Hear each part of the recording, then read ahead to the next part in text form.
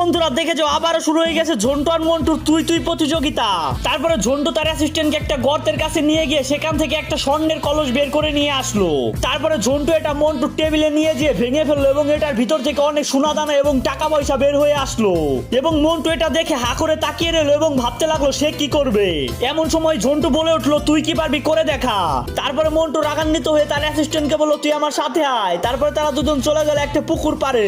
তারপরে মন্টু তার অ্যাসিস্ট্যান্টকে কোলে তুলে পুকুরের মধ্যে ফেলে দিল এবং তার অ্যাসিস্ট্যান্ট পানির নিচ থেকে এমন একটা জিনিস হয়ে বের হয়েছিল দেখো তো তুমি অবাক হয়ে যাবে। কি হয়েছিল তুমি কি দেখতে চাও? দাঁড়াও দাঁড়াও দেখাচ্ছি। কিন্তু তার আগে তুমি যদি তোমার মাকে ভালোবেসে থাকো তাহলে আমাদের ভিডিওতে একটি লাইক করে দাও। আর তুমি যদি তোমার বাবাকে ভালোবেসে থাকো তাহলে আমাদের ভিডিওতে একটি কমেন্ট করে যাও।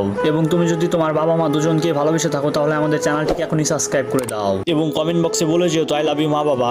তারপরে মন্টুর অ্যাসিস্ট্যান্ট পানির নিচ থেকে জলপরি হয়ে উঠে এসেছিল এবং তার শরীরে মন্টুর থেকেও বেশি সোনা দানা দিয়ে ভরা ছিল।